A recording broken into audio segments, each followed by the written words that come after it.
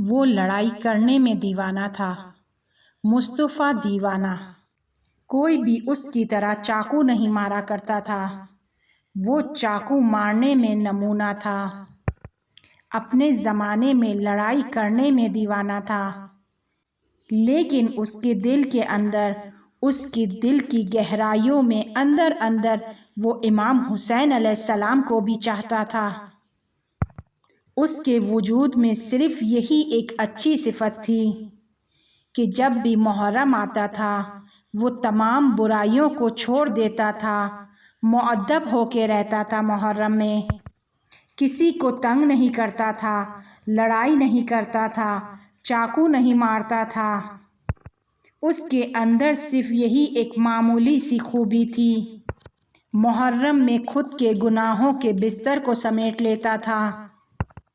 ایک سال جب محرم آنے والا تھا، ابھی محرم شروع نہیں ہوا تھا، ذی الحج کا مہینہ تھا، مصطفیٰ دیوانہ ایک عجیب فیصلہ کرتا ہے اور ارادہ کرتا ہے کہ اس سال میں محرم کے ابتدائی 10 دنوں میں اپنے گھر میں مجلس برپا کروں گا۔ اپنے سارے آوارہ اور گنڈے دوستوں کو جمع کرتا ہے اور اس سے کہتا ہے کہ میں نے فیصلہ کیا ہے کہ ہم لوگ محرم کے ابتدائی 10 دنوں میں مجلس برپا کریں گے۔ کسی میں بھی جرأت نہیں تھی کہ اس کو نہ بولے۔ مصطفیٰ نے اپنے ساتھیوں سے پوچھا کہ اس وقت کون ہے جو تہران میں سب سے زیادہ اچھی مجلس پڑھتا ہے؟ کسی نے بتایا کہ مولانا احمد صاحب نفس ہیں۔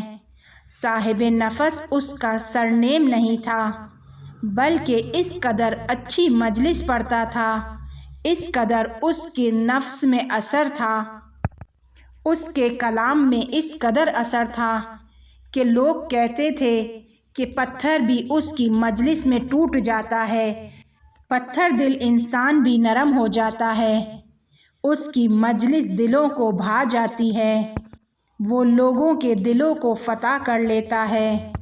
اب مصطفیٰ دیوانہ اپنے ساتھیوں سے کہتا ہے کہ جاؤ مولانا احمد کے پاس جاؤ اور اس کو ہماری مجلس کی دعوت دو۔ اس سے کہو کہ محرم کے ابتدائی 10 دنوں میں ہمارے گھر آ کر مجلس پڑھے۔ اس کے ساتھی مولانا احمد صاحب نفس کے پاس جاتے ہیں اور اس کو مصطفیٰ دیوانے کے گھر کی مجلس کی دعوت دیتے ہیں۔ وہ مسکرانے لگتا ہے اور کہتا ہے کہ ہمارا سلام آغا مصطفیٰ کو دینا اور اس سے کہنا کہ ہمیں خوشی ہوئی اور ہم اس بات سے خوش ہیں کہ تم بھی امام حسین علیہ السلام کی مجلس کے بانی ہو گئے ہو۔ اس سے کہنا کہ ابھی ذی الحج کا آخری ہفتہ ہے، اگلے ہفتے سے محرم شروع ہو جائے گا، میں نے لوگوں کو مجلس کا وعدہ دیا ہوا ہے، میں اس کے یہاں مجلس پڑھنے نہیں آ سکتا۔ اب مصطفیٰ کے ساتھی مولانا احمد صاحب نفس سے کہنے لگے کہ آپ نہیں جانتے ہیں کہ کسی میں بھی جرأت نہیں ہے کہ مصطفیٰ دیوانے کو نہ بولے یا اس سے جر و بحث کریں۔ اب یہ مولانا ایک عجیب جملہ کہتا ہے، کیا تمہارے مصطفیٰ دیوانے میں اتنی جرأت ہے کہ امام حسین علیہ السلام کے سامنے کھڑا ہو جائے؟ ان کے ساتھی واپس چلے گئے اور مولانا احمد صاحب نفس کا پیغام اس تک پہنچایا اور اس سے کہا کہ اس کے پاس وقت نہیں ہے کہ وہ تمہارے گھر مجلس پڑھے۔ جب مصطفیٰ دیوانہ اس بات کو سنتا ہے تو فیصلہ کرتا ہے کہ وہ خود جا کر مولانا احمد سے بات کرے۔ یہ خود ان کے پاس جاتا ہے اور ان سے کہتا ہے کہ میرا دل چاہتا ہے کہ میں امام حسین علیہ السلام کی مجلس رکھوں اور میرا دل چاہتا ہے کہ میری مجلس کو آپ آ کر پڑھیں۔ اب یہ مولانا احمد اس سے کہتے ہیں کہ تم زبردستی نہیں کر سکتے ہو کہ ہمارے یہاں آ کر مجلس پڑھو، میں نے فلاں فلاں جگہ مجلس پڑھنے کا وعدہ دیا ہوا ہے، جاؤ اگر جا سکتے ہو تو ان مجالس کے بانیوں سے جا کر اجازت طلب کرو، اگر وہ راضی ہو جاتے ہیں تو میں آپ کے یہاں آ کر مجلس پڑھ دوں گا۔ مجھے اس بات سے کوئی فرق نہیں پڑتا کہ میں کہاں مجلس پڑھوں، میں آپ کے یہاں بھی مجلس پڑھ سکتا ہوں، ان کے یہاں بھی پڑھ سکتا ہوں، لیکن میں نے ان کی مجلس بک کر لی ہے، میں نے ان کو وعدہ دے دیا ہے۔ اب یہ مصطفیٰ اس سے تمام بانیوں کا ایڈریس لیتا ہے اور چلا جاتا ہے، ایک ایک بانی کے پاس جاتا ہے اور اس سے اجازت چاہتا ہے کہ آپ اجازت دیں کہ مولانا احمد میرے یہاں مجلس پڑھیں۔ اس زمانے میں تھانے دار بھی مصطفیٰ دیوانے سے ڈرتے تھے، تو یہ تو مجلس کے بانی تھے۔ جب انہوں نے مصطفیٰ دیوانے کو اپنے گھر کی دہلیز پر پایا تو سب کانپنے لگے۔ جب اس نے ان سے مجلس کا وقت مانگا تو ان سب نے کہا کہ آپ لے لیں، ہماری کیا مجال کہ ہم آپ کو منع کریں۔ اب یہ سب سے اجازت لے کر مولانا احمد صاحب نفس کے پاس جاتا ہے اور ان سے کہتا ہے کہ میں نے سب سے اجازت لے لی ہے، اب آپ نے صرف میرے گھر مجلس پڑھنی ہے۔ مولانا ان کی اس بات کو قبول کر لیتے ہیں۔ عموماً اگر کوئی دیندار مجلس رکھتا ہے تو اس کی مجلس میں زیادہ دیندار نظر آتے ہیں۔ اگر کوئی کپڑے کی بازار میں کام کرنے والا اپنے گھر مجلس رکھتا ہے تو آپ کو وہاں کپڑے والوں کا مجمع نظر آئے گا۔ اگر کوئی بزنس مین مجلس رکھتا ہے تو آپ کو وہاں پر بزنس مین کا مجمع زیادہ نظر آئے گا۔ مصطفیٰ چونکہ آوارہ اور گنڈا تھا، لہٰذا اس نے جب مجلس رکھی تو تہران میں اس کے جتنے آوارہ اور گنڈے دوست تھے سب اس کی مجلس میں جمع ہو گئے۔ محرم کی پہلی رات آ گئی، مولانا احمد بھی وقت پر پہنچ گئے۔ ان سے کہا گیا کہ آئیں تشریف لائیں اور مجلس پڑھیں۔ جب مولانا احمد منبر پر بیٹھے تو انہوں نے دیکھا کہ چاروں طرف آوارہ اور گنڈوں کا مجمع ہے۔ وہ بھی خوفزدہ ہو گئے اور ان کے پاؤں کی طرف نگاہ کر کے مجلس پڑھنے لگے۔ وہ سب مجلس سن رہے تھے، سب نے اپنے چہرے کو جھکایا ہوا تھا، مؤدب ہو کر مجلس کو سن رہے تھے۔ پہلی رات گزر گئی، اسی طرح دوسری رات کو بھی مجلس ہوئی، تیسری رات کو بھی مجلس ہوئی، یہاں تک کہ 9 راتوں کو مجلس برپا ہوئی۔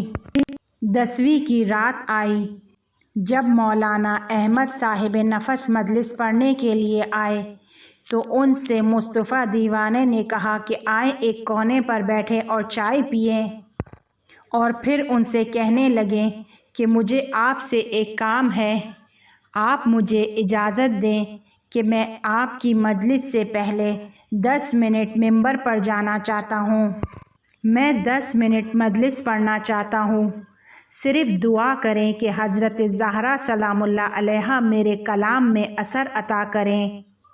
مصطفیٰ دیوانہ منبر پر جاتا ہے، اب اس کے نیچے سارے اس کے جیسے لوگ جمع تھے، سارے تہران کے بدمعاش جمع تھے، سب حیران ہو کر دیکھ رہے تھے کہ آج منبر پر مصطفیٰ دیوانہ آیا ہے، مصطفیٰ بدمعاش آیا ہے۔ اب وہ مصطفیٰ سب سے کہنے لگا کہ سب مؤدب ہو کر دو زانو ہو کر بیٹھو، سب مؤدب ہو کے دو زانو ہو کر بیٹھ گئے۔ اب وہ ان سارے بدمعاشوں سے پوچھنے لگا کہ کیا تم اس بات کو قبول کرتے ہو کہ میں تم سب سے زیادہ زندان میں رہا ہوں؟ سب نے کہا ہاں۔ پھر وہ پوچھنے لگا کیا اس بات کو قبول کرتے ہو کہ میں تم میں سے سب سے زیادہ لڑائی کرنے والا ہوں، سب سے زیادہ میں نے لڑائی کی ہے؟ تو ان سب نے کہا ہاں۔ اس کے بعد دوبارہ پوچھتا ہے کیا تم اس بات کو قبول کرتے ہو کہ میں نے تم سب سے زیادہ چاقو مارے ہیں؟ سب نے کہا ہاں۔ پھر پوچھتا ہے کہ کیا تم سب اس بات کو قبول کرتے ہو کہ میں نے تم سب سے زیادہ شراب پی ہے؟ وہ سب کہنے لگے ہاں۔ پھر ان تمام بدماشوں سے پوچھتا ہے کہ کیا تم لوگ اس بات کو قبول کرتے ہو کہ میں نے تم سب سے زیادہ گناہ کے بستر کو پھیلایا ہے؟ وہ سب کہنے لگے ہاں۔ مصطفیٰ پوچھتا جا رہا تھا اور وہ سب ہاں ہاں کہتے چلے جا رہے تھے کہ آپ ہمارے سر کا تاج ہیں۔ اب مصطفیٰ کہتا ہے بس میں تم سب سے زیادہ گناہ گار ہوں، تم سب سے زیادہ گنڈا ہوں، تم سب سے زیادہ بدماش ہوں، تم سب سے زیادہ سابقہ رکھتا ہوں۔ اب وہ سارے بدماشوں کو حکم دیتا ہے اور کہتا ہے کہ تم سب لوگ اپنے سروں کو جھکا دو کہ آج ہماری آخری مجلس ہے، اور میں نے مولویوں سے سنا ہے کہ آخری رات حسین کی ماں مجلس میں آتی ہے۔ آج کی رات جناب زہرا سلام اللہ علیہا میرے گھر میں ہے، تم سب اپنے سروں کو جھکا لو، سروں کو جھکا لو کہ علی کی ناموس آئی ہے۔ سب نے سروں کو جھکا لیا۔ امام حسین علیہ السلام مقناطیس کی مانند ہے، جب کسی کو خود کی طرف کھینچنا چاہتے ہیں تو کیا کرتے ہیں؟ اب وہ چلا کر کہنے لگا اے میرے رفیقو، میں چاہتا ہوں کہ جناب فاطمہ زہرا سلام اللہ علیہا کے حضور میں ایک اقرار کروں، تم سب بھی سنو، اپنے اپنے سروں کو جھکا لو۔ سب کے سر جھکے ہوئے تھے۔ وہ کہنے لگا اے میرے ساتھیوں، سید الشہداء علیہ السلام کی قسم، آج کی رات میرے گھر میں فاطمہ زہرا سلام اللہ علیہا مہمان ہے۔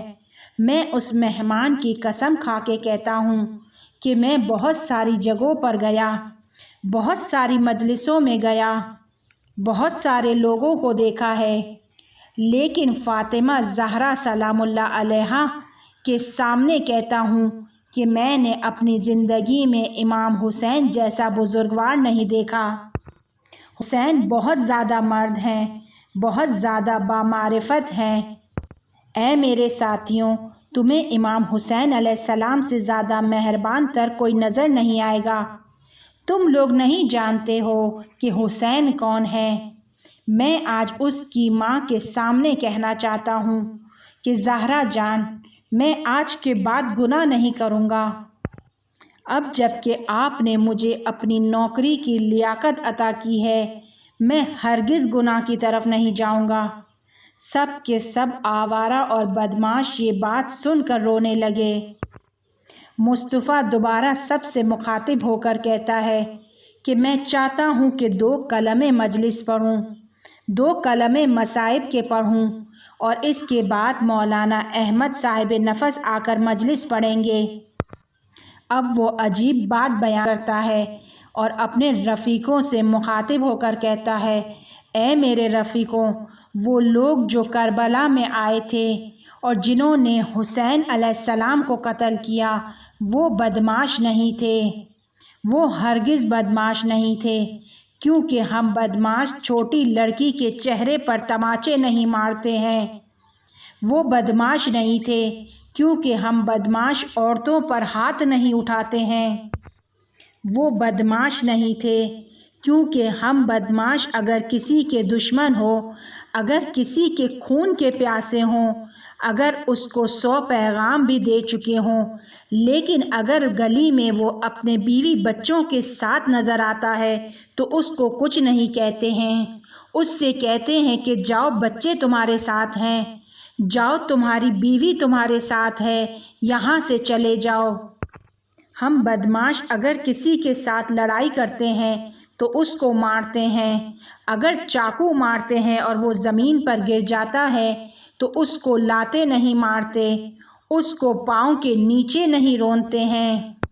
اب وہ کہنے لگا کہ میں اپنا آخری جملہ کہوں گا اور مجلس ختم ہو جائے گی۔ تمام بدماش رو رہے تھے، گریہ کر رہے تھے۔ وہ کہتا ہے کہ ہم بدماش اگر کسی کا نمک کھاتے ہیں تو اس کے نمکدان کو نہیں توڑتے۔ اگر تم لوگوں نے حسین کو مارا صحیح ہے، لیکن برہنہ کیوں کیا؟ اگر تم لوگوں نے حسین کو مارا صحیح ہے، لیکن گھوڑوں کی ٹاپوں سے اس کے جسم کو پامال کیوں کیا؟ اے میرے ساتھیوں، یہ بدمعاش لوگ نہیں تھے، یہ دجال تھے۔ مصطفیٰ کیوں مصطفیٰ دیوانہ بنا؟ دو مصطفیٰ دیوانے تھے۔ ایک مصطفیٰ دیوانہ مجلس سے پہلے کا تھا، لڑائی کا دیوانہ تھا، گناہ کا دیوانہ تھا، اور ایک دوسرا مصطفیٰ دیوانہ مجلس کے بعد کا دیوانہ تھا کہ جو حسین ابن علی علیہ السلام کا دیوانہ ہو گیا تھا۔